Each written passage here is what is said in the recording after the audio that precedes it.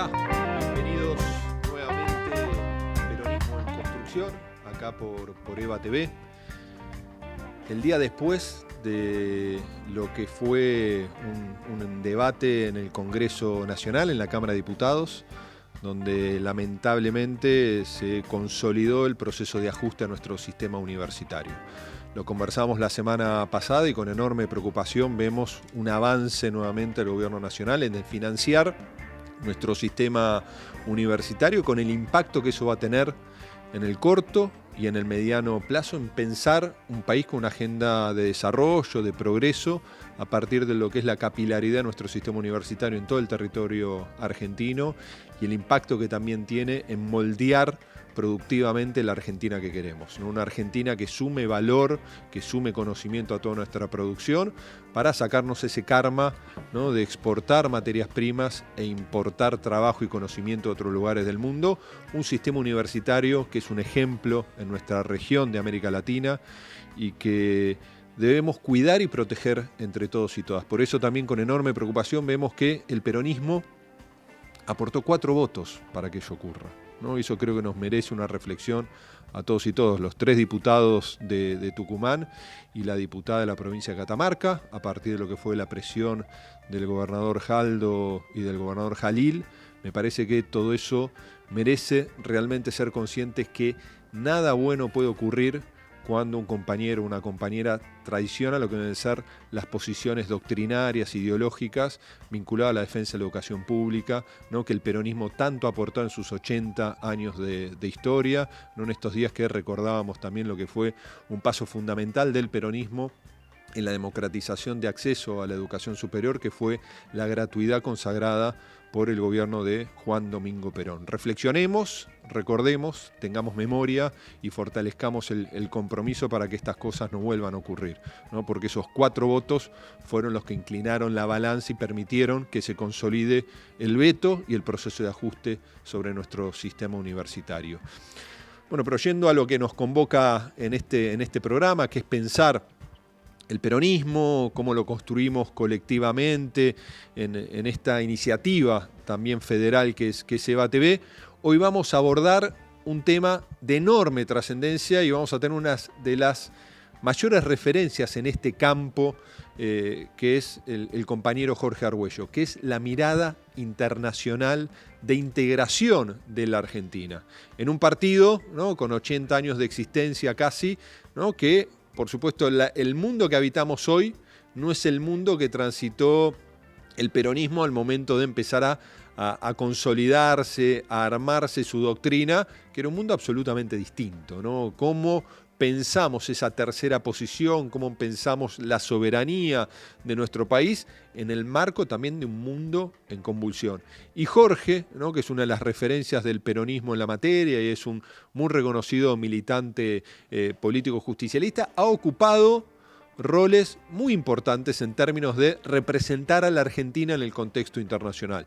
2 veces embajador ante la principal potencia global, que son los Estados Unidos, embajador también en Naciones Unidas y, como recordábamos recién, también fue embajador en Portugal y Cabo Verde, ¿no? Y en esas 4 experiencias que transitó en distintos momentos de los últimos 20 años, creo que también le ha permitido ser protagonista de muchas de estas discusiones en lo que era un peronismo, ¿no?, que tenía claro cómo debería ser el proceso de integración de nuestro país al mundo desde la perspectiva latinoamericana y, por supuesto, también la defensa de los intereses de nuestro país. Y también Jorge fue protagonista en pensar muchas de estas cosas. Así que, Jorge, muchas gracias por acompañarnos hoy acá en EVA TV. Además, Jorge, digo, en términos personales, siempre ha sido un dirigente de los que yo más he respetado, porque creo que es un militante político integral. No solo por su capacidad de militancia, sino también por su capacidad de comprensión, de formación y de protagonismo que ha tenido a lo largo de los distintos años y procesos que vivió el peronismo, en particular en la ciudad de Buenos Aires. Así que, Jorge, gracias por acompañarnos hoy. Muy contento de estar en tu programa y de verte, Nicolás. Hace mucho tiempo que no nos veíamos. Yo he vuelto hace algunos meses al país, en diciembre, pasado diciembre. Estoy en el proceso de reinstalarme después de estar muchos años afuera. Si sumamos la cantidad de años que he estado fuera del país con el alto honor de representar a la República, ya dan casi 15 años, ¿no? Entre los dos mandatos en Washington, el mandato en Nueva York, el mandato en Lisboa, en Europa. Así que me alegro mucho de verte y bueno, este es de los primeros programas de televisión a los que concurro, así que estoy muy contento de estar Bueno, aquí. gracias por acompañarnos, Jorge, para aprovechar este tiempo que tenemos, ¿no? Y desde tu mirada, de tu experiencia, y que te has especializado un poco en esta comprensión del proceso de internacionalización de la Argentina, de integración, ¿no? ¿Cómo debería ser esa agenda del peronismo en el siglo XXI? ¿No? Tratando de ver cómo hay que ayornar o trasladar a este mundo que era el distinto al que habitó Perón, ¿no? En el proceso de integración, defendiendo, por supuesto, los intereses de la Argentina, siendo conscientes que entre los países hay intereses, ¿no? Y cómo logramos esa agenda en un momento tan distópico, además, como estamos transitando hoy, en términos de la agenda argentina, Sí, ¿no? sí, es muy correcto lo que decís. Yo creo que entre los países, en las relaciones entre los países hay fundamentalmente intereses. ¿Por qué? Porque uno no se guía por simpatías ni por afinidades ideológicas. Uno en el fondo tiene la obligación, el deber de atender el interés nacional. Y el interés nacional va cambiando según cambian las circunstancias. No cambia el interés. Lo que quiero decir es que al cambiar las circunstancias, uno tiene que tener presente por dónde pasa el interés nacional y en función de eso operar dentro de el vasto campo, digamos, de la arena internacional.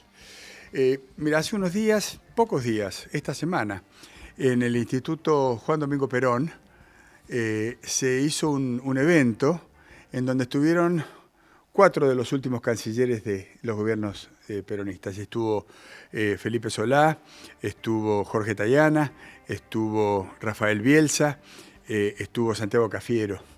Estuvimos varios o muchos de los embajadores que también en distintas gestiones. Yo fui embajador de 3 presidentes peronistas. Fui designado la primera vez por Néstor Kirchner, la segunda vez por Cristina Kirchner, la tercera vez por Alberto Fernández. Bueno, y en general había unos 100 cuadros, todos vinculados a la política exterior, con una idea. A mí cuando me tocó hablar, yo planteé la necesidad de romper el silencio. ¿Qué quiere decir romper el silencio? Este silencio que todavía advertimos dentro del peronismo en esta etapa, es una de las características propias de la derrota. El peronismo fue derrotado. Después de varias gestiones de gobierno, hemos sido derrotados. La derrota tiene consecuencias. Hay una cierta desorientación de los cuadros, no hay un discurso único, hay fugas como las que recién mencionamos por falta de conducción, hay distintos aspirantes para ocupar las posiciones de liderazgo, pero que no están claros, no hay un discurso aglutinador.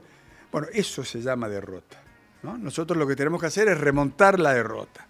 Para remontar las derrotas y buscar nuevamente la victoria, que no debe ser solo la victoria electoral, sino para mí la victoria es la capacidad de entender lo que está pasando en el mundo. Perón decía que la verdadera política es la política internacional, y a partir de ahí ordenar la política doméstica, fijando prioridades claras, precisas, y ser consecuente con las prioridades que se fijan. Te decía en este evento que recordaba al ex canciller Bramuglia, fue el primer canciller de Perón, y fue el primer presidente del Consejo de Seguridad de Naciones Unidas que no pertenecía a los 5 miembros permanentes. Como vos recordarás, después de la Segunda Guerra Mundial, los ganadores de la guerra organizan al mundo. Y organizan la Asamblea General de las Naciones Unidas, que tenía en ese momento 50 países, cuando se crea en 1945, hoy tiene 193 países. Tenía 5 miembros en el Consejo de Seguridad, 5 miembros permanentes con derecho a veto. Esto quiere decir, cualquiera de esos 5 miembros, estos son los ganadores de la guerra, podían anular e vetar cualquier iniciativa de la organización. Situación que se sostiene al día de hoy. Así como la Asamblea General pasó de 50 países miembros a 193, los miembros permanentes del Consejo de Seguridad de 1945 eran 5 y hoy son 5.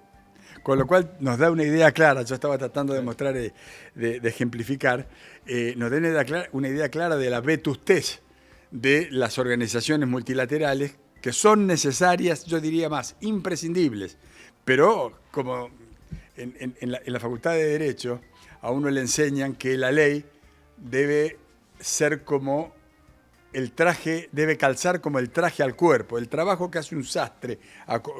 El sastre no acomoda tu cuerpo al traje.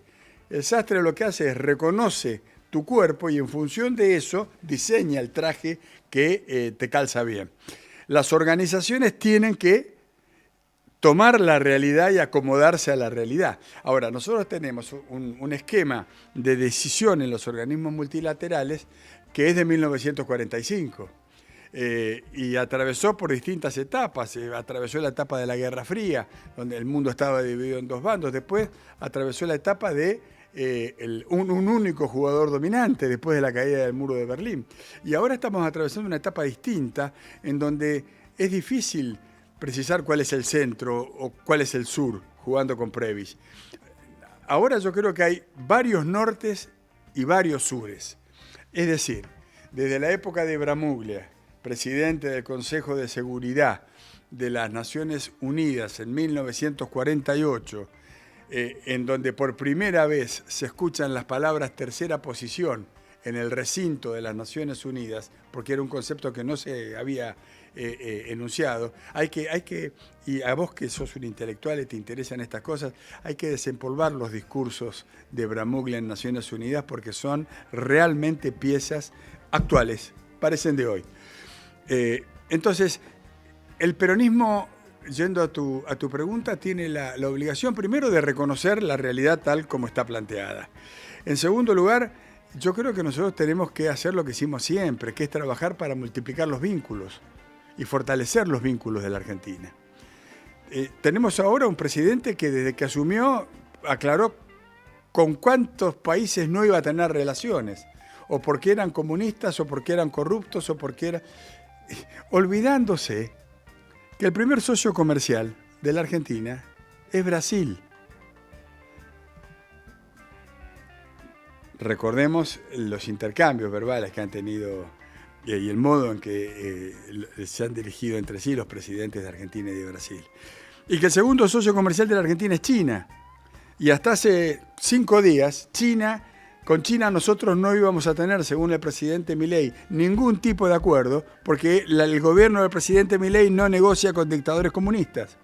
Ahora, el otro día prendí la televisión, estaba con Susana Jiménez, y lo escuché decir que los chinos en realidad no son tan malos, que los chinos en realidad lo único que quieren es que no se los moleste, que vamos a hacer muchos negocios con los chinos.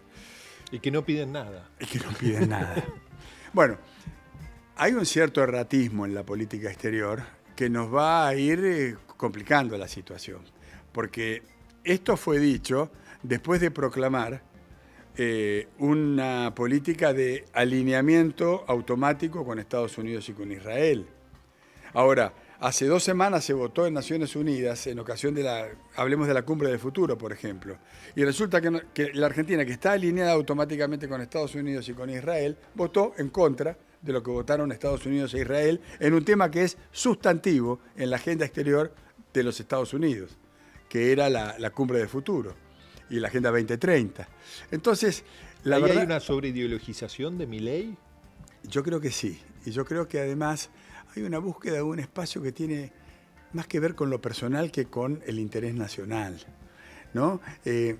Yo la verdad que lo veo al presidente Milei más preocupado por lograr proyectar la imagen de un líder que tiene una fuerte carga ideológica en esa línea roja que tiene matices, pero que uno podría trazar entre Orbán en Hungría, Meloni en Italia, Bolsonaro en Brasil, Donald Trump en Estados Unidos, y bueno, y la lista sigue. Ahora la alternativa para Alemania, que es una fuerza de extrema derecha que reivindica una buena parte de lo que fue el nazismo en la Alemania, se está imponiendo en las elecciones de los Lands, o sea, de los estados que conforman el Estado Federal Alemán. Y yo digo que es un hilo rojo que admite singularidades, porque la verdad es que Meloni, que tiene buena relación con el presidente Milei, tiene una posición a favor del multilateralismo y pro-europeísta que no tiene nada que ver con la posición de Orbán y que tampoco tiene que ver con la posición de Trump.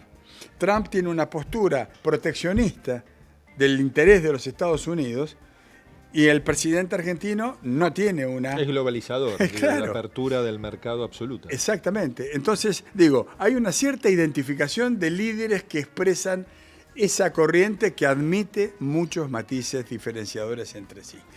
Ahora, Jorge, el mundo que vos describías, ¿no? El mundo de la Guerra Fría, de las dos potencias que disputaban la conducción global, ¿no? Es el mundo donde se empezó a desplegar esa tercera posición del peronismo, ¿no? Después vos mencionabas ese mundo del fin de la historia, ¿no? Que fue muy breve en cuanto al predominio de los Estados Unidos, y este mundo más complejo que vivimos, ¿no? Sí. Con el surgimiento no solo de China como potencia, que disputa en términos de producción, en términos de conocimiento, no así todavía en términos militares con los Estados Unidos, pero también el surgimiento de los BRICS, por ejemplo.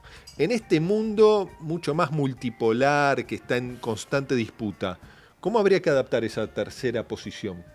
Yo creo que Argentina tiene... El interés nacional pasa por hacer un esquema, por desarrollar un esquema de trabajo con aquellos que tienen características similares a las nuestras, intereses y necesidades similares a los nuestros, y armar de esa manera una masa crítica. Te pongo un ejemplo. Yo en los últimos 4 años tuve además el honor de ser el representante de la Argentina en el G20, lo que se conoce como Sherpa argentino en el G20. Eso hizo que yo tuviera una participación activa en la cumbre de jefes de Estado y de Gobierno del G20 en Arabia Saudita, después en Italia, después en Indonesia y el año pasado en India. El año pasado fui 4 veces a la India, por ejemplo. Y tuve mucho que ver con el desarrollo de una política que se verificó durante años orientada a la incorporación de la Argentina en los BRICS. ¿Por qué? Bueno, en primer lugar porque hay una competencia entre China y Estados Unidos, que es innegable. Algunos hablan de una potencia ascendente y otra potencia declinante. Eso está por verse en realidad.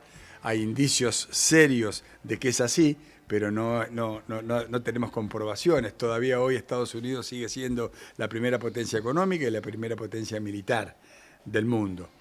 Ahora, si uno mira la agenda exterior, las prioridades de la agenda exterior estadounidense, en un país que tiene pocas coincidencias entre los dos bandos, demócratas y republicanos, porque ahí hay una grieta muy importante, vemos que hay algunas pocas coincidencias en la agenda exterior y una de ellas es, digámoslo entre comillas, la amenaza china.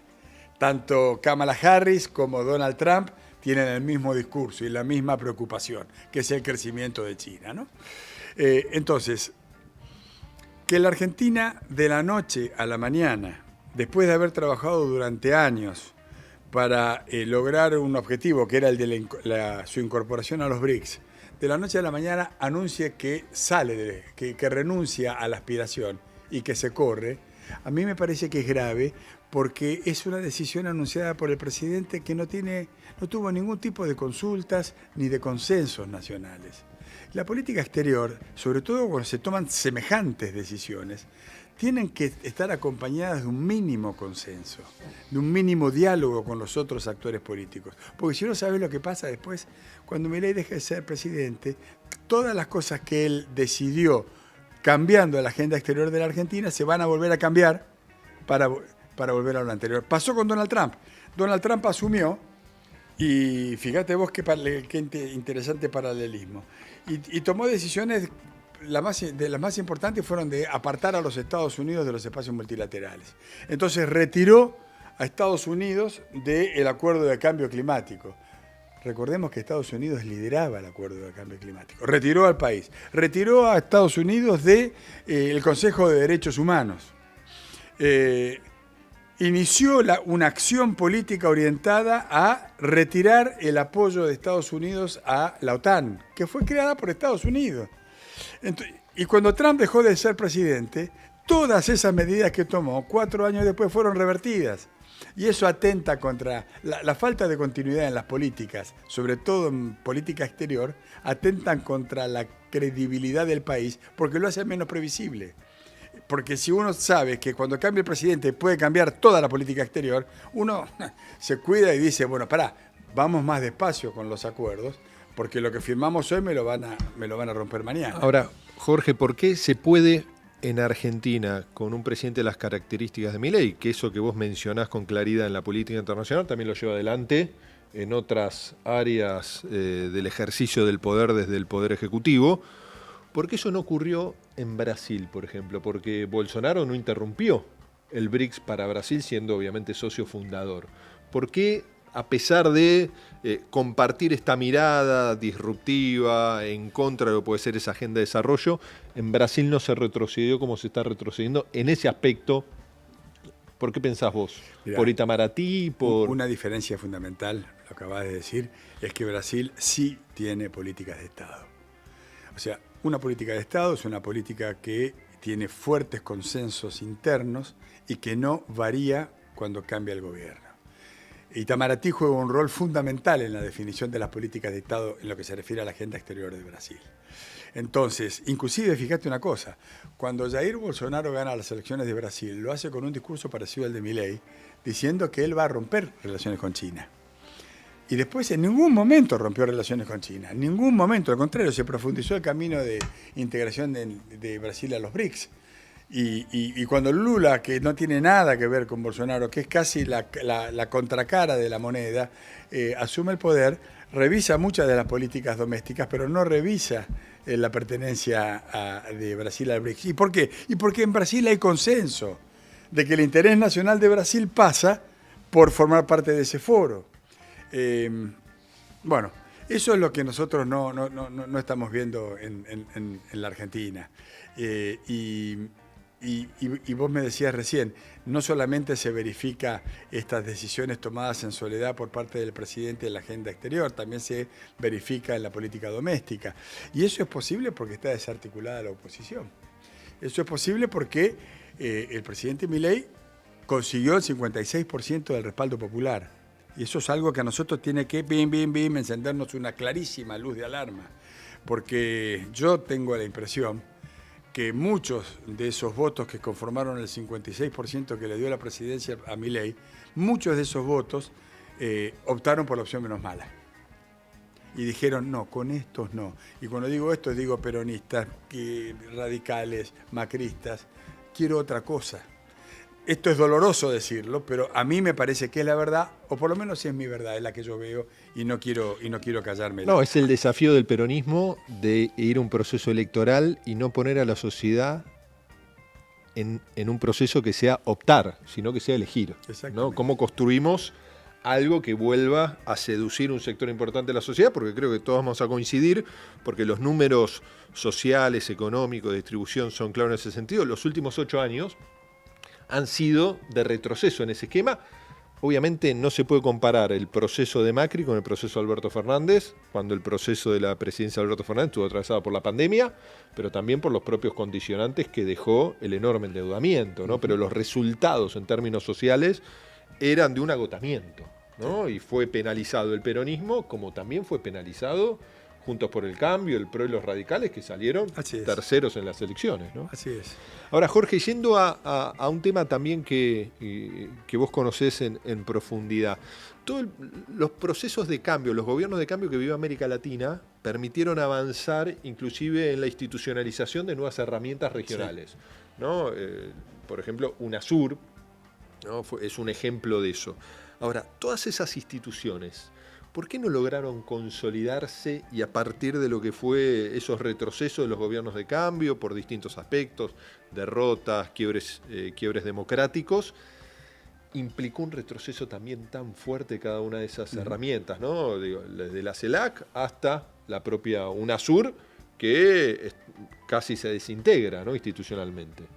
Yo creo que esas experiencias fueron posibles a partir de una afinidad personal e ideológica de la mayoría de los líderes. Esto reconoce excepciones. Chile, por ejemplo. y que en su momento no lo podías asimilar, no tenía la misma sintonía que tenían los presidentes Lula y Kirchner, por ejemplo. Pero a mí me parece que le faltaron raíces más profundas. A mí me parece que esa identificación entre los líderes no fue capaz de dar un salto institucional. Y entonces cuando los líderes pasan y cuando las realidades políticas domésticas cambian, todo lo que se construyó, como le faltan raíces profundas, se derrumba, se desvanece. Eso es un llamado de atención. Eso tiene que ver entonces, y vuelvo a lo mismo, con políticas de Estado, con procesos de discusión, tanto en los países como en la región, sobre ejes de interés compartido que deben trascender las gestiones de gobierno. Porque el interés nacional trasciende las gestiones de gobierno. Ahora, si cada presidente va a marcar cuál es el interés nacional y cada vez que lo marque va a ser distinto del que lo precedió y del que lo va a suceder, entonces estamos complicados porque porque vamos a ser completamente ineficientes para defender el interés nacional.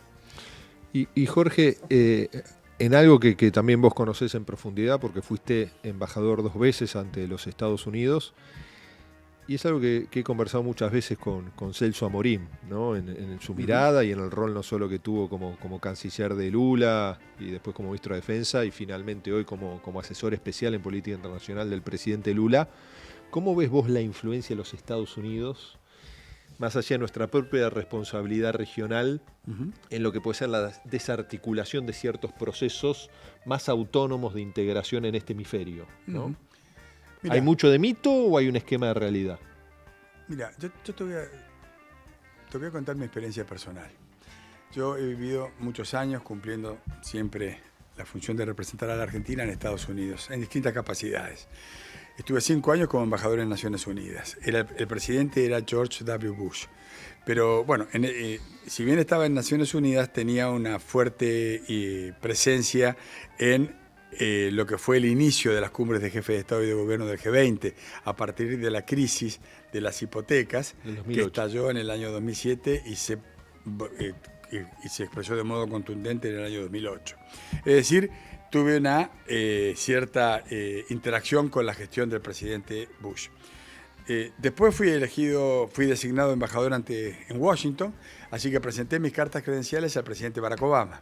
Años después fui elegido nuevamente embajador en Washington y presenté mis cartas credenciales a Donald Trump en la Casa Blanca. Y los últimos 3 años he trabajado con la administración del presidente Joe Biden. Tengo una consulta. ¿Y qué foto tenés en tu living? ¿Con Obama o con Trump? ¿O tenés todas? Tengo todas. No en mi living, pero sí en la oficina. En realidad tengo fotos con todos los presidentes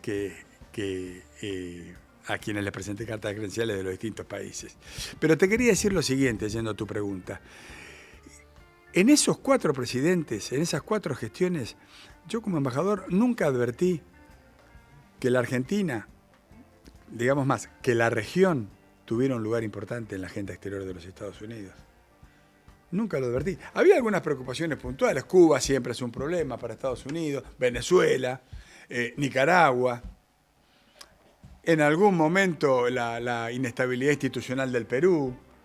Pero eso nos lleva a la región al tope de la agenda de intereses estadounidenses, salvo la presencia y la acción de actores extrahemisféricos en la región. China, por ejemplo. Cuando aparece China, cuando se menciona Irán, cuando aparece Rusia, ahí se encienden luces de alarma en Washington, que duran poco, pero se encienden ciertas luces de alarma. Entonces, ¿por qué se verifica esto? Y bueno, porque en realidad Estados Unidos, de una manera u otra, prefiere tener una región tranquila, que no le complique la vida, y que no le quite la atención de los temas que verdaderamente le importan, que están en otras latitudes. Hoy la agenda exterior de los Estados Unidos está concentrada en la guerra en Ucrania, está concentrada en la situación militar bélica planteada en Medio Oriente, y está concentrada en el futuro de la NATO, de la OTAN, está concentrada en cómo evitar o demorar el ascenso chino. Esas son las prioridades. Entonces la región, en la medida en que no haya lío, no se le presta mayor atención. Esa es. Y Jorge, eso es lo que surge de mi experiencia, ¿no? Y de tu mirada, ¿no? En esto que se ha introducido, que es la realidad norteamericana, ¿cómo ves el proceso electoral norteamericano tan próximo ahora en la primera semana de noviembre? ¿Y qué consecuencias puede tener para la región, en particular para Argentina, una victoria de Harris o una victoria de Trump, siendo el presidente Milei casi un groupie de Donald Trump, ¿no? Sí, la primera reflexión.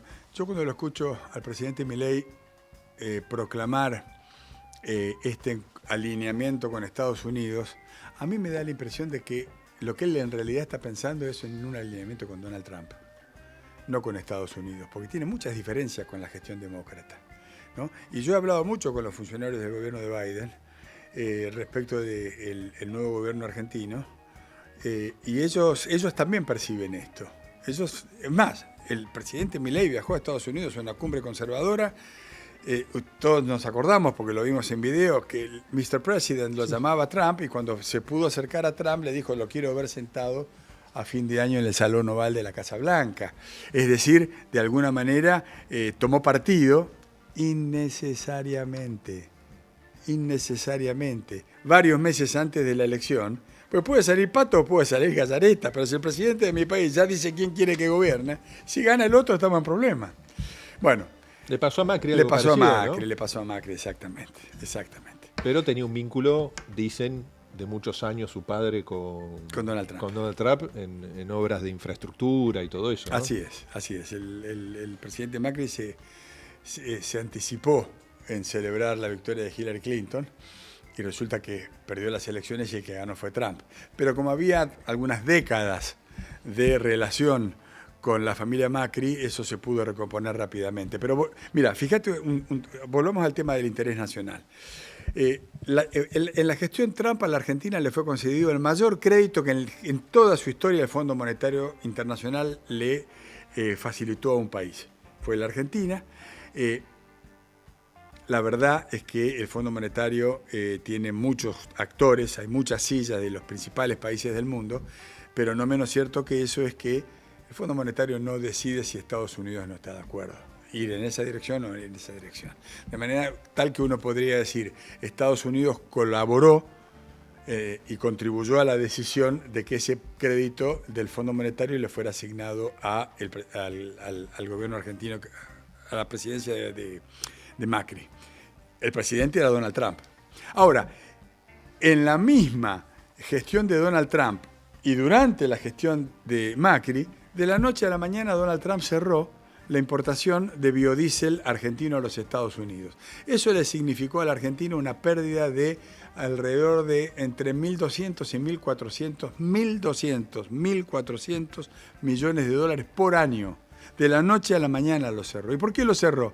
Y bueno, porque hubo un lobby interno en los Estados Unidos, y el interés que defiende el presidente de los Estados Unidos es el interés de Estados Unidos.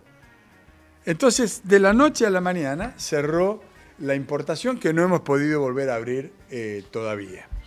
Con esto te quiero graficar la importancia que tiene los intereses nacionales a la hora de tomar decisiones en el país, y te relativizo también la afinidad personal que pueda existir entre los presidentes, porque un buen presidente privilegia el interés nacional, no el interés ideológico. Entonces, la elección está reñida, está absolutamente reñida. Ayer se hizo el anuncio público, Nicolás. Kamala Harris se ha juntado desde que fue nominada candidata a la presidencia, ha logrado aportes económicos por $1.000 millones. Es decir, eso en inglés se dice $1 billion. Es un número muy grande. Eso quiere decir que tiene $1.000 millones para gastar en la campaña las próximas 3 semanas, ¿no? A mí lo que me llama la atención de esto es que es un fenómeno que se está verificando y que yo solamente vi en la primera presidencia de Barack Obama, cuando Obama era candidato a presidente por primera vez. El grueso del aporte económico que recibe Kamala Harris, como el que recibió Barack Obama, son de cheques de 5, de 10 y de $20. Esto quiere decir que son pequeños contribuyentes, las franjas juveniles, los sectores más postergados, a los que más les cuesta en realidad, que están movilizándose para respaldar económicamente la campaña. No nos olvidemos que en Estados Unidos la cultura es distinta de la nuestra. En Estados Unidos los candidatos se exhiben con orgullo cuánto dinero reciben en las campañas. En nuestro país casi que se oculta y de eso no se habla. Es más, siempre hay como un velo de sospecha sobre los fondos de campaña. En Estados Unidos no. Los candidatos orgullosamente muestran, como mostró Kamala Harris hace 3 días o 2 días, la cantidad de recaudación que tienen, porque eso está bien visto por la sociedad americana. Dice, eso habla a las claras de que hay mucha gente que está apoyando y que apoya con lo que más le cuesta, que es su propio capital. En un país donde el voto no es obligatorio y tienen colegio electoral, ¿no? Frente a todo hace vislumbrar una victoria de Harris en el voto popular, pero no necesariamente en el colegio electoral, ¿no? Están esos estados que son los estados, los swing state, ¿no? Los estados que cambian elección tras elección. ¿Y cómo impactaría a la Argentina? ¿Puede haber un cambio muy importante en términos de una victoria de Trump? En esto que plantean muchos, ¿no? El oxígeno que no necesita el gobierno en términos de dólares para poder seguir sosteniendo este veranito financiero que está transitando la Argentina, que si gana Trump, la especulación de muchos analistas es que a partir de allí el propio Estados Unidos o el Fondo Monetario Internacional podrían tener una decisión en ese camino. Mira, yo eso lo oigo decir acá nada más.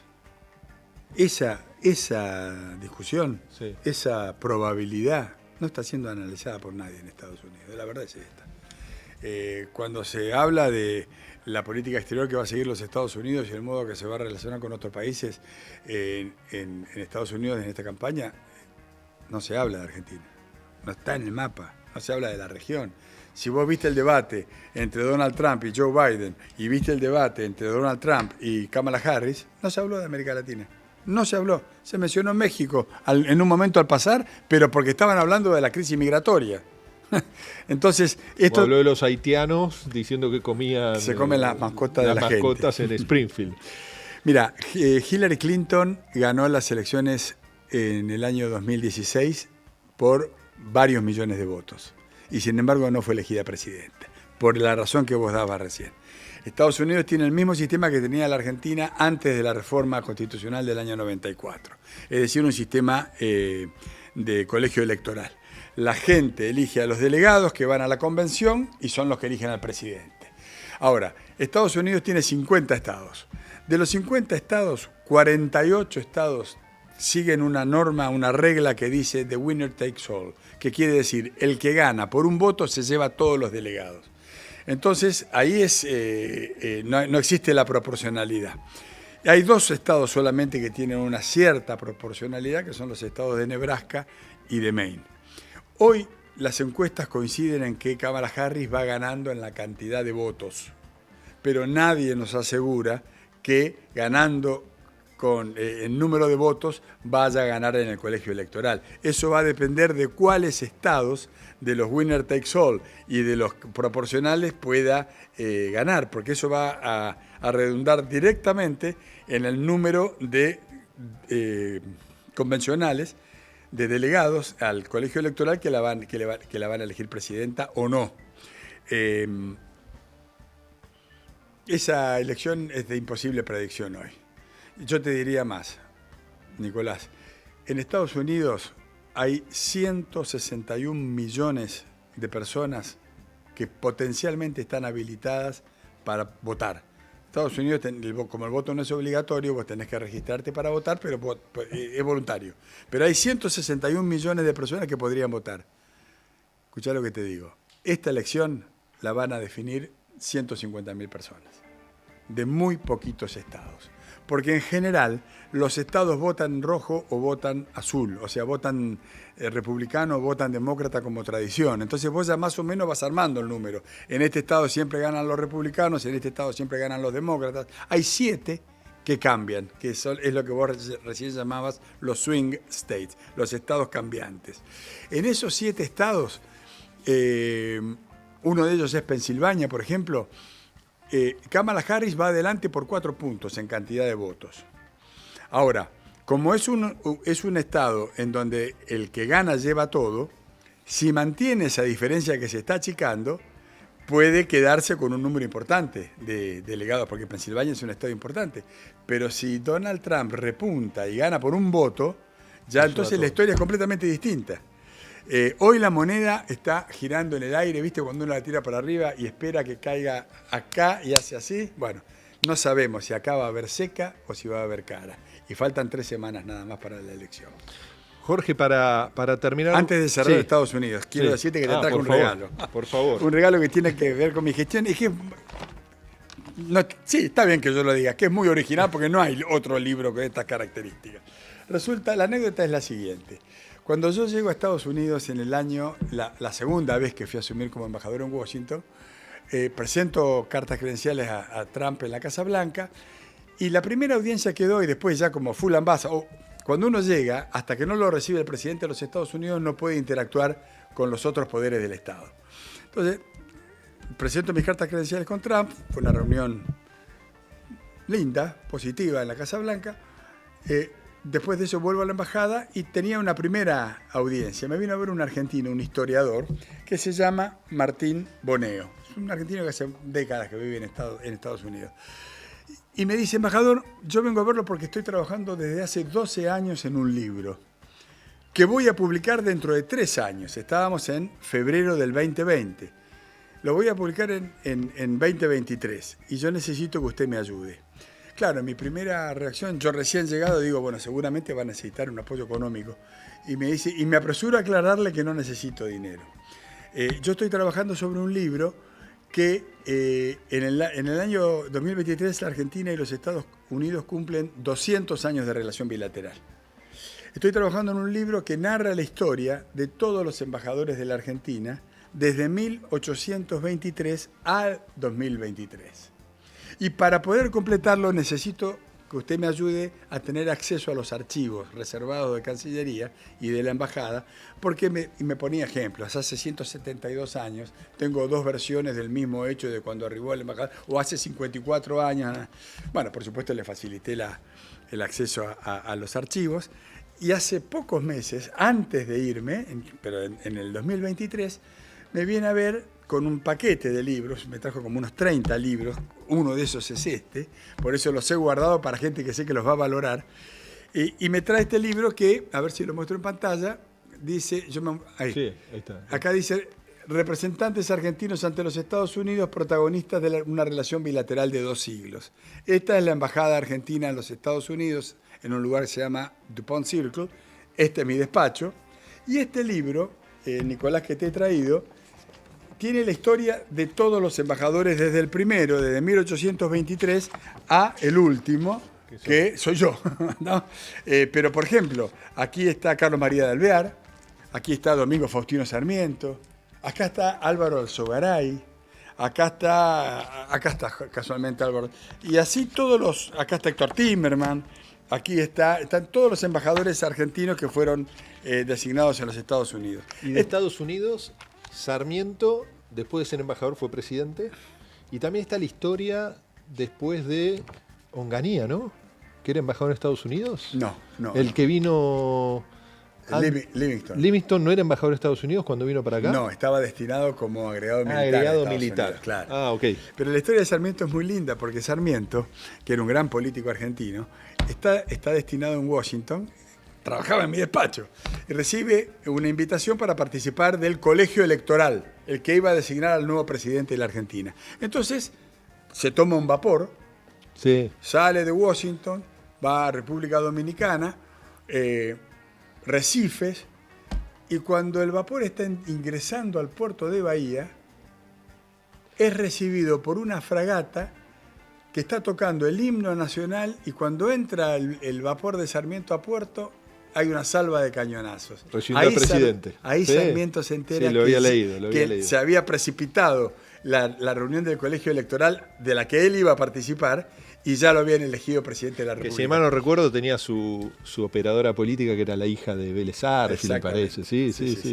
Una Gran muy historia. cercana a él, por cierto. Sí. Y así que cuando el vapor entra al puerto de Buenos Aires, ya Sarmiento era presidente de la Argentina, de manera que no volvió. No, y Sarmiento, digo que es muy reconocido también en Estados Unidos. Creo que en la Universidad de Austin hay un centro de estudios claro, de Sarmiento, sí, yo he visitado. Sí. Así es. Así que bueno, Bueno. Nico, quería traerte este libro de regalo. Muchas gracias. No lo vas a encontrar, Jorge. porque este libro se ha vendido privadamente en Estados Unidos. Bueno, muchísimas gracias, Jorge, por este encuentro, por tus reflexiones, ¿no? Y por tu afecto.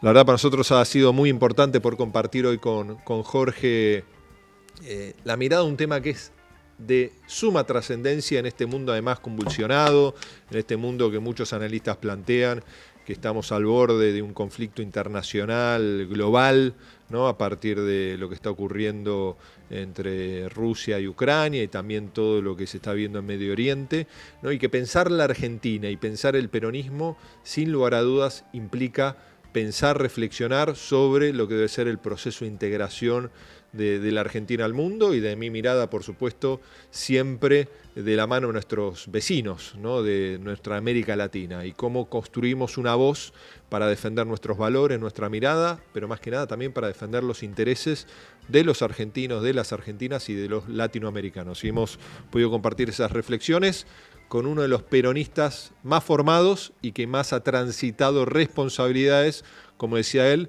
de la mano de 3 presidentes peronistas. Así que, Jorge, muchísimas gracias. Nico, Gracias. déjame que diga algo rápido, Nico. Yo quiero destacar lo que vos estás haciendo. Yo empecé mi participación en este programa diciendo el silencio del peronismo es consecuencia de la derrota.